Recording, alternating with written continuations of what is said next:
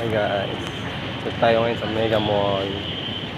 Papasok ng saglit at magpalamig kasi pupunta tayo ng San Juan.